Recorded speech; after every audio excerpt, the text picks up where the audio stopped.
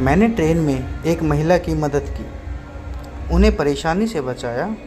वे मेरी बड़ी कृतज्ञ थी और उन्होंने बदले में मेरी भी मदद की और मैंने भी कोई कसर नहीं छोड़ी। पूरा जमकर ठोका। वह सब क्या था और कैसे हुआ था, आइए जानते हैं। हाय, मेरा नाम करमवीर है। यह बात 4 महीने पहले की है। मैं ट्रेन से कॉलेज के लिए घर जा रहा था। मैंने राजधानी एक्सप्रेस में टिकट बुक किया था जो शाम में थी। मैं अपने टाइम से घर से निकल गया और स्टेशन आया। रास्ते में खाने के लिए कुछ स्नैक्स लिए। मैंने फिर ट्रेन का टाइम हुआ तो ट्रेन में अपनी सीट पर जाकर बैठ गया। मेरी सीट ऊपर वाली थी तो मैंने अपना सामान सीट के नीचे रखा और बैठ गया। ट्रेन के चलने में 5 मिनट बाकी थे। तभी एक आंटी जैसी महिला और उनके पति जल्दी जल्दी अंदर आए और अपनी सीट ढूंढते हुए नीचे वाली बर्थ पर वह लेडी बैठ गई। आंटी के पति ने जल्दी से सब सामान जमाया और नीचे उतर गए। ट्रेन भी चल दी। मैं अपने फ़ोन में लगा था। आसपास के सीटों पर सवारियां थी। उन सीटों पर 2 जोड़े थे और दोनों के पास एक बेबी था।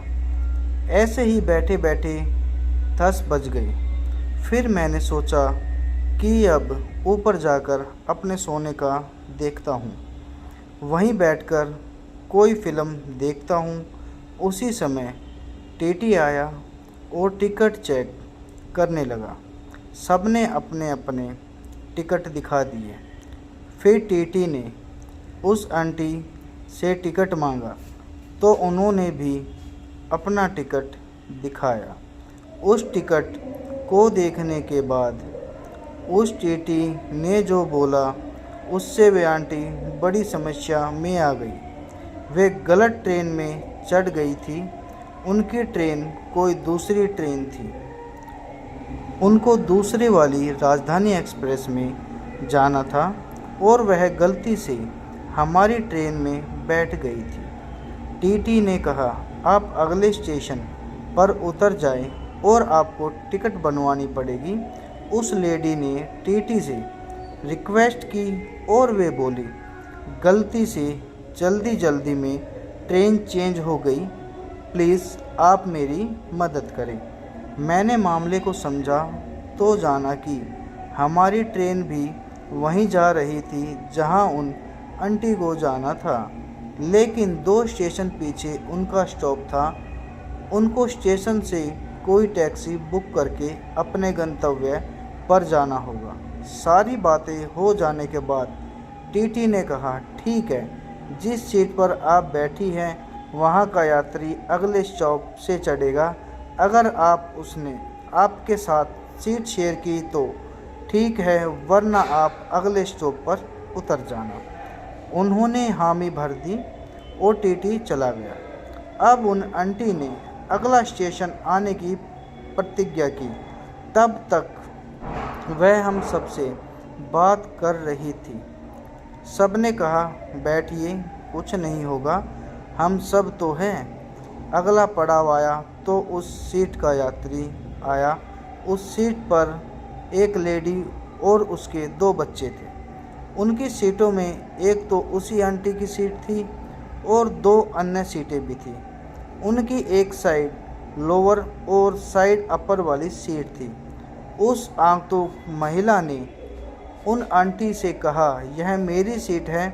इस पर आंटी ने नई पैसेंजर लेडी को अपनी राम कहानी बताई कि गलती से ट्रेन चेंज हो गई है, लेकिन उसने अपनी सीट साझा करने से मना करते हुए कह दिया कि उन्हें दिक्कत होगी, वह अपनी सीट साझा नहीं कर सकती है।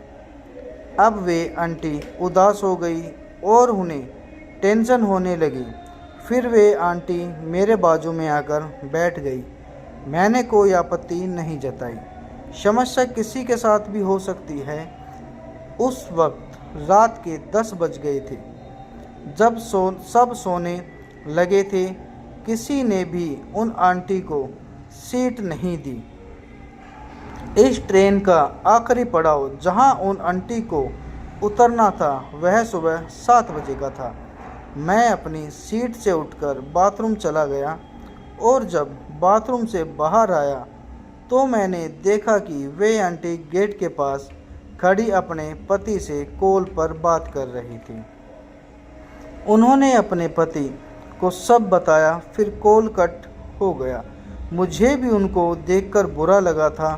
मैंने कहा, आपको समस्या ना हो तो आप मेरी सीट ले, में बैठकर भी चला जाऊंगा। मेरी बात पर वे भावुक हो गई और रोने लगी। फिर वे अपने आंसू पोंछकर बोली, नहीं, आप अपनी सीट क्यों दे रहे हैं? आपके भी तो पैसे लगे हैं, आप बैठकर क्यों जाएंगे? मैंने कहा, हाँ, आपकी बात ठीक है, पर यह समस्या किसी के साथ भी हो सकती है और इसमें कोई दिक्कत वाली बात नहीं है। वह तक की ही तो बात है। आप आराम कर लें, मैं बैठकर चला जाऊंगा, आप परेशान ना हो। हम दोनों यह सब बात गेट के पास कर रहे थे। आंटी मान नहीं रही थी और लगातार रोई जा रही थी। उन्होंने मुझसे पूछा, आपकी कौन सी सीट है? मैंने बताया कि मेरी ऊपर वाली बर्थ है। वे कुछ सोचने लगी। शायद वे यही सोच रही थी कि ऊपर वाली बर्थ पर किस तरह से लेटना हो पाएगा। मैंने उनकी बात को समझते हुए कहा, चलिए ठीक है, मैं एक काम करता हूँ, आप भी बैठ जाना और मैं भी बैठ जाऊँगा। अब वे मान गई। हम दोनों सीट के पास आ गए। मैंने आंटी से पहले ऊपर चढ़ने को कहा। उन्होंने साड़ी पहनी हुई थी तो थोड़ी समस्या हुई, लेकिन मैंने हाँ का सहारा दिया तो वे ऊपर चढ़ गई। फिर उन्होंने मुझसे कहा, अब तुम भी ऊपर आ जाओ। मैं भी चढ़ गया और बैठ गया। मैंने उनसे पूछा, आंटी आपने खाना खाया? वे बोली कि नहीं, मैंने खाना निकाला है और उनसे खाना खाने के लिए कहा। वे अपना खाना तो लाई थी पर उनका खाने का मन नहीं था। मेरे काफ़ी कहने पर उन्होंने मेरे खाने में से थोड़ा सा खाना लिया। अब हम दोनों बैठे थे। मुझे नींद आ रही थी, उनको भी आ रही थी, मगर अब उन्हें राहत मिल गई थी और आंख बंद करके कुछ सोच रही थी। रात का समय था तो नींद अपने आप आने लगती है। मैंने उनसे कहा, आंटी आप एक काम करो, हम दोनों विपरीत दिशा में मुंह करके सो जाते हैं। इस ट्रेन की सीट भी बड़ी है तो हम दोनों आराम से सेट हो जाएंगे। आंटी ने कहा, हाँ ठीक है। हम दोनों सो गए। मेरे पैरों की तरफ उनका सर था और उनके पैरों की तरफ मेरा सर। मेरे पास चादर थी, मैंने वह ले ली। आंटी ऐसे ही सो गई। ट्रेन का एसी ऑन था जिससे आंटी को ठंड लग रही थी, पर उनके पास ओढ़ने के लिए कुछ नहीं था। उनके बैग में तो चादर थी, मगर ऊपर चढ़ते वक्त वे निकालना भूल गई थी। अब उनकी नीचे उतरने की हिम्मत नहीं हो रही थी कि नीचे उतरकर चादर निकाल ले। फिर थोड़ी ही देर हुई थी कि आंटी ठंड से कांपने लगी। वे बोली, कोई बात नहीं है। मैंने कहा, कोई बात कैसे नहीं है, आप आ जाओ चादर में। हम दोनों एक ही चादर में चिपक कर सो गए। मतलब मुझे गर्मी महसूस हो रही थी। कुछ मिनट के बाद मैंने करवट ले ली। मैंने पीछे होने की कोशिश की, पर जगह ना होने के कारण मैं और पीछे नहीं हो सकता था, तो मैंने भी ऐसे ही रहने दिया। उनकी उम्र 37 साल की थी। यह मुझे उनकी बर्थडे पर मालूम हुआ था। वह सब आने वाली कहानी है। मुझे अब सर रखने में दिक्कत हो रही थी। मैंने उनके पैरों पर अपना सर रख दिया और सो गया। लेकिन आंटी कुछ देर बाद जाग गई और मुझे देखने लगी। मुझे भी समझ आ गया कि उन्हें क्या हो गया है। मैं कुछ डर भी गया था। आंटी बोली, क्या कर रहे हो? मैंने पूछा। क्या वे बोली मेरे पैर पर सर क्यों रख लिया है। मैंने उन्हें बताया, मुझे सर के नीचे कुछ रखकर सोने की आदत है और इधर कोई चीज़ नहीं थी, इसलिए मैंने अपना सर आपके पैरों पर रख लिया। इसके लिए सॉरी। वे मेरी बात सुनकर थोड़ी भावुक हो गई और बोली, सॉरी वजह से तुम्हें दिक्कत हो रही है। मैंने कहा, आप ऐसा नहीं बोले आंटी, ठीक है मैं सर नहीं रखूँगा, आप सो जाए। वे बोली, नहीं तुम एक काम करो, तुम नीचे आराम से जा सकते हो तो यह चाबी ले जाओ और मेरे सूटकेस में ऊपर से ही मेरी चादर रखी है, उसे ले आओ, उस पर सर रखकर आराम से सो जाना। यह कहते हुए उन्होंने अपने पर्स से एक चाबी निकाली और मुझे पकड़ा दी। मैंने कहा, अरे इसकी कोई ज़रूरत नहीं है आंटी, पर वे नहीं मानी तो मैं नीचे गया और बैग को खोलकर देखा तो आंटी का बैग बहुत बड़ा था और दूसरे यात्रियों ने के सामान रखे होने के कारण आसानी से बाहर निकल पाना मुश्किल था। मैंने आंटी को बताया तो वे बोली, ठीक है आ जाओ। ऊपर मैं आ गया तो आंटी बोली, मेरे साइड मुंह करके लेट जाओ। मैंने कहा, क्यों? उन्होंने कहा, तुमने मेरी मदद की, मुझे भी करने दो, आओ इधर। मैं चला गया। हम दोनों एक ही तकिए पर सर रखकर लेट गए, मगर वह तकिया नाकाफ़ी था। वे सो गई और मेरे एक हाथ को मेरे सिरहाने रखकर बोली, सो जाओ मेरे हाथ पर, आराम से सर रख लो। मैंने कहा, अरे कोई बात नहीं आंटी, मैं ऐसे ही सो जाऊंगा। वे बोली, कोई बात नहीं, सो जाओ। मैं भी सो गया। मैंने अपना चेहरा दूसरी तरफ कर लिया। आंटी भी सो गई। इस सब से कुछ ही देर में चादर के अंदर गर्मी हो गई थी। अब मुझे नींद बिल्कुल ही नहीं आ रही थी। मेरा हालत एकदम से पतली हुई पड़ी थी। आंटी सांसें मेरी गर्दन पर आ रही थी। मेरे दिल की धड़कन तेज हो गई थी। क्या करूं और क्या ना करूं, कुछ भी समझ में नहीं आ रहा था। थोड़ी देर बाद आंटी के उस हाथ में दर्द होने लगा जो मेरे सर के नीचे रखा हुआ था। उन्होंने मुझे देखा कि मैं सोया हूँ या नहीं। मैं जगा हुआ था तो आंटी ने पूछा, क्या हुआ, सोए नहीं, कुछ दिक्कत हो रही है क्या? उस वक्त शायद आंटी को याद आया तो उन्होंने मेरी छाती पर रखा हुआ अपना हाथ हटाया। उन्होंने मुझसे सॉरी कहा और बोली, मुझे ऐसे सोने की आदत है, दरअसल मैं अपने टेडी बियर के साथ ऐसे ही सोती हूँ। उनकी बात को अनसुना करते हुए कहा, मैं बाथरूम से आता हूँ। वे बोली, बाथरूम तो मुझे भी जाना है। बड़ी देर से जाने की सोच रही थी, लेकिन चढ़ने उतरने के चलते बार बार रह जा रही थी। मैंने कहा, तो चलो आ जाओ, चढ़ने उतरने में मैं आपको मदद दे दूँगा। मैं पहले नीचे उतरा और आंटी पीछे से उतर आई। मैंने उनको हाथ से सहारा दिया। वे कुछ नहीं बोली, बल्कि उन्होंने मुझे और ज़ोर से पकड़ लिया। फिर मैं आगे बढ़ा और बाथरूम के पास गया। आंटी बोली, पहले मैं चली जाती हूँ, तुम बाहर ही खड़े रहना प्लीज़।